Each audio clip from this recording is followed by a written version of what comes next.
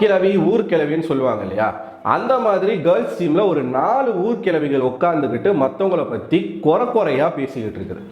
இதுங்களுடைய வேலையை புரணி பேசுறது தான். அதுவும் டாஸ்கா இருக்கட்டும், ஒரு கேமா இருக்கட்டும், நம்ம எதெல்லாம் பண்ணுவோம் அப்படிலாம் இல்லை. அவன் அப்படி பண்றான்ல, அது இதுக்காகத்தான் இருக்கும். இவன் இப்படி பண்றான்ல, இது அதுக்காகத்தான் இருக்கும். இப்படி அடுத்தவனை பத்தி பேசியே ஒன்னா வெளியில போய்கிட்டு இருக்கு.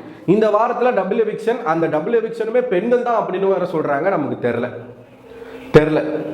அப்படி இருக்கும்போது அந்த டபுள் எவிக்ஷன்ல யார் போவாங்க அப்படின்னா, நான் இப்ப சொல்ல போற 4 ஊர்கிழவிகள்ல 2 பேர் தான் போவாங்க. யார் அந்த 4 பேர் அப்படிங்கிறத நான் சொல்லிடுறேன். நிச்சயமா தமிழில் பார்த்தாலே உங்களுக்கு தெரிஞ்சிருக்கும். ஆர்ஜி ஆனந்தி, சாச்சனா, பவித்ரா, அதுக்கப்புறமா தர்ஷிகா. பவித்ராவுக்கு இங்க என்ன வேலை? பவித்ரா இந்த மாதிரி சிக்கக்கூடாது. சரி, சிக்கிட்டாங்க. யாரை பத்தி பேசுறாங்க அப்படின்னு பார்த்தீங்கன்னா, காலையில ஒரு விஷயம் நடந்துச்சுங்க.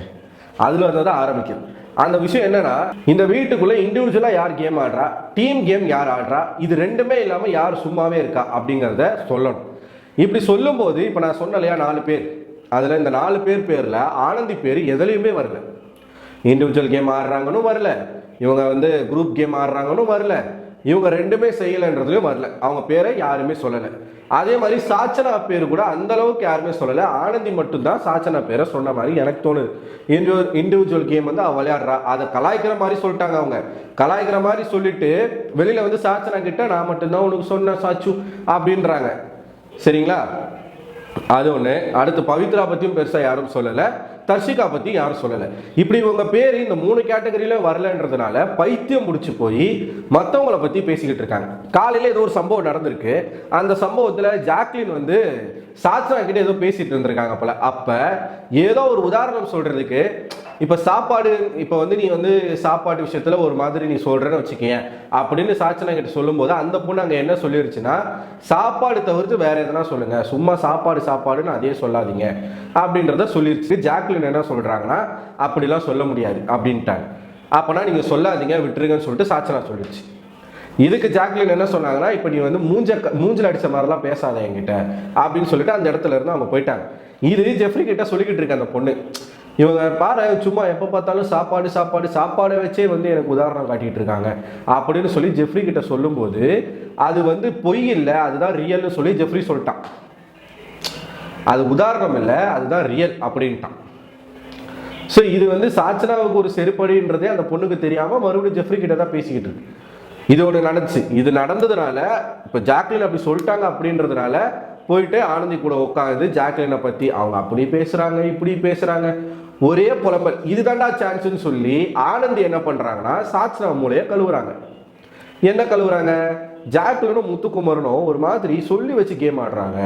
அவர் பத்தியா, அவர் இவரை சொல்றதும் இவர் அவங்க சொல்றதும் இது சொல்லி வச்சு விளையாடுறாங்க. ஜாக்லின் இண்டிவிஜுவல் பிளேயர்னு முத்துக்குமரனை சொன்னாங்க, முத்துக்குமரன் இண்டிவிஜுவல் பிளேயர்னு ஜாக்லின் பேரை சொன்னாரு. சரி, இவங்க 2 பேரும் சேர்ந்து கேம் ஆடுறாங்களா. இதுக்கு ஆமாஞ்சாமி போடுறதுக்கு பவித்ராவும் தர்ஷிகாவும் உட்காந்துக்கிட்டு முத்துக்குமரன் என்ன பண்ணா, ஏன் முத்துக்குமரனை ஃபர்ஸ்ட் பர்ஃபார்மரா சொல்லக்கூடாது, அவங்க 2 பேர் பேசி அதை அங்கேயே பேச வேண்டியதானே. இப்போ ஃபர்ஸ்ட் பர்ஃபார்மராக ஒருத்தருடைய பேர் வருது அப்படின்னா உட்காந்துருக்கீங்கல்ல, நீங்க என்ன பண்ணணும், எதனால இவங்க ஃபர்ஸ்ட் பர்ஃபார்மர், என்ன காரணத்துக்காக சொல்றீங்க, அவங்க அவ்வளோ பண்ணாங்களே, ஏன் அவங்கள நீங்க சொல்றீங்கன்னு கேட்கணும். அதை கேட்க தைரியம் இல்லாம பின்னாடி உட்காந்துக்கிட்டு புலம்புறது எந்த மாதிரியான ஒரு இது மக்களுக்கு சுவாரஸ்யமா இருக்குமா? மக்களுக்கு உங்க மேல வெறுப்பத்தான் கொண்டு வரும். சாச்சனாவும் ஆனந்தியும் பவித்ராவும் அவ்வளோ நேரமா உட்காந்து ஜாக்லினை பத்தி கழுவிட்டு இருக்காங்க. ஆனந்திக்கு எப்படி தெரியுமாங்க, இப்போ ஜாக்லினை பாராட்டி யாருன்னா ஒரு விஷயத்த சொல்லிட்டாங்கன்னு வச்சுக்கோங்களேன், ஆனந்திக்கு அது பிடிக்காது. உதாரணத்துக்கு ஒரு நாள் ஜாக்லின் எப்பயுமே நாமினேஷன்ஸ்ல வந்துடுறா. யாருக்கிட்ட? முத்துக்கிட்ட பேசிட்டு இருக்காங்க. ஜாக்லின் வார நாமினேஷன்ல போடுறாங்க அப்படின்னு சொல்லும்போது அந்த இடத்துல முத்துக்குமரன் என்ன சொல்றாருன்னா, அதுதான் ஸ்ட்ராங் பிளேயரு அப்படின்னு சொல்லிட்டாரு. உடனே இவங்களுக்கு பொத்துக்கிட்டு வந்துருச்சு. யாருக்கு? ஆனந்திக்கு பொத்துக்கிட்டு வந்துருச்சு. ஆனந்தி என்ன சொல்றாங்க, அப்படி கூட நம்மளால சொல்ல முடியாது, ஒண்ணுமே இல்லைன்னு கூட இருக்கலாம்ல, அவங்க ஒண்ணுமே பண்ணலன்னு கூட இருக்கலாம்ல. புரியுதா நான் சொல்றது? அதுதான் ஸ்ட்ராங் பிளேயர்னு இவர் சொன்ன உடனே அவங்களுக்கு என்ன ஆயிடுச்சு, அப்படிலாம் இல்லை, ஒண்ணுமே பண்ணாம கூட இருக்கலாம்ல. இப்போ ஜாக்லின் ஒண்ணுமே பண்ணல. ஆனந்தி பொறுத்த வரைக்கும் அதான் அவங்களுக்கு மனசுக்குள்ள இருக்கிறது. அதான் வன்மத்தை காட்டினாங்களா? இன்னொரு நாள் வந்து என்ன சொல்றாங்கன்னா, இன்னைக்கு இவங்களை பத்தி இவங்களே பெருமையா சொல்லிக்கிறாங்க. இப்போ நான் வந்து நம்ம டீம்ல இருக்கும்போது மேக்சிமம் எல்லாத்துக்கும் நான் பேசியிருக்கேன், எவ்வளோ ஐடியாஸ் நான் கொடுத்துருக்கேன், எவ்வளோ இன்புட்ஸ் நான் கொடுத்துருக்கேன். ஆனால் ஆண்கள் டீம் பாய்ஸ் டீமுக்கு போனால் அங்கே ஒண்ணுமே நம்மளால பண்ண முடியாது. பாய்ஸ் எல்லாம் பயங்கர ஒற்றுமையா இருக்காங்க, கேர்ள்ஸ் டீம்ல ஒற்றுமையே இல்லை. பாருங்க ஜாக்லின் வந்து எப்படி வந்து பேசிட்டாங்க பாருங்க அப்படின்னு சொல்லி அப்படி ஒரு புலம்பல். ஸோ இவங்களுக்கு முத்துக்குமரனும் ஜாக்லினும் சில இடங்களில் ஒரே மாதிரியான கருத்துக்கள், இவர் வந்து அவங்க பேரை சொல்கிறது, அவங்க வந்து இவங்க பேர் சொல்கிறது இவங்களுக்கு பிடிக்கல. ஸோ அதனால் உட்காந்து புலம்பிக்கிட்டு இருக்காங்க. இந்த சாச்சனா இருக்குல்ல, இப்போ வந்து சாச்சனா யார் கூட ஒட்டடிக்குதுன்னா ஆனந்தி கூட. ஏன்னா ஆனந்தி பெஸ்ட் பிளேயர்னு சொல்லிட்டாங்க. பெஸ்ட் பிளேயர்னு சொல்ல, இண்டிவிஜுவல் பிளேயர்னு சொல்லிட்டாங்க. இப்படி யாரெல்லாம் தனக்கு சாதகமாக ஒரு இடத்துல பேசுகிறாங்களோ அவங்க கூடலாம் போய் உட்காந்துக்கிறது சாச்சனா. இரு இந்த வாரத்தோட உனக்கு சங்கு ஊதுறாங்க, ஊதட்டும், அப்போ வந்து இருக்குது. ஸோ இந்த 4 ஊர்க்கிழவிகளை பற்றி நீங்கள் என்ன நினைக்கிறீங்க? தர்ஷிகா வந்த வாரத்தில் எப்படி இருந்த பொண்ணு இப்போ வரும் லவ் அப்படின்னு தான் சுற்றிக்கிட்டு இருக்கு விஷால் பின்னாடி.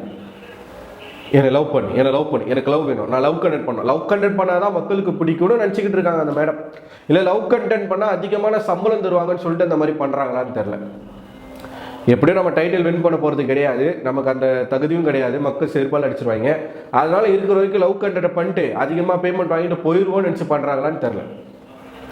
அது எப்படி டக்குன்னு வீட்டுக்குள்ளே காதல் வருது?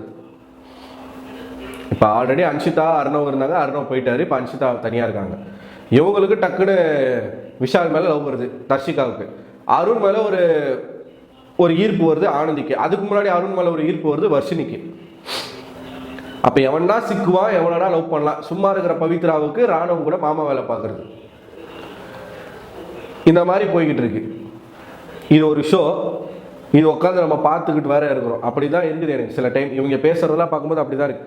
பொறாமையின் உச்சம், வன்மத்தின் உச்சம். தங்களை யாராச்சும் பிரைஸ் பண்ணல அப்படின்னா யார் அந்த அப்ரிசியேஷன் வாங்குறாங்களோ அவங்கள பத்தியே தப்பா பின்னாடி வந்து பேசுறதுலாம் ஒரு மட்டமான புத்தி இல்லையா? ஆனந்த் ஏன் இந்த மாதிரி பண்றீங்க? உங்களால முடிஞ்சா எதிர்த்து நின்று கேம் ஆடுங்க. நீங்க அப்படியே ஒரு மாதிரி ஒரு நடிக்கிறீங்களா, ஒரு மேனிப்புலேஷன் பண்றீங்கல்ல, அதுதான் மக்களுக்கு பிடிக்க மாட்டேது. ஆனந்தியா இல்லையே, இவ்வளோ சாஃப்டா யாராச்சும் இருக்க முடியுமா? வாய்ப்பே கிடையாது. ஆனால் தான் பிடிக்கல மக்களுக்கு. ஸோ மக்களுக்கு பிடிக்கணும் அப்படின்னா பிடிச்ச மாதிரி நீங்க நடந்துக்கணும் மேடம். அதை நீங்க விட்டுட்டு ஜாக்லின் ஸ்ட்ராங் பிளேயர் அப்படின்னு 10 பேர் சொன்னாங்கன்னா ஒத்துக்க மனம் இல்லைன்னா போயிரு கடந்து. அவ எப்படி ஸ்ட்ராங் பிளேயர்? அவ ஒண்ணுமே பண்ணலையே நம்ம சொல்லக்கூடாது. நம்ம என்ன பண்ணோம்? ஐடியாஸ் கொடுத்துட்டா போதுமா? அவ்வளோதான், வேலை முடிஞ்சா? போங்க மேடம், சீக்கிரமா வெளியில வந்து போய் இருக்கிற வேலையை பாருங்க. நீங்க என்ன நினைக்கிறீங்க மக்களை? இந்த 4 ஊர்க்கிழவிகளை பத்தின உங்களோட கருத்து என்னன்றதை கமெண்ட் பாக்ஸ்ல போஸ்ட் பண்ணுங்க. அடுத்தடுத்த வீடியோல வந்து சந்திக்கிறேன். உங்களிடமிருந்து விடைபெறுவது நான் அரவிந்தன்.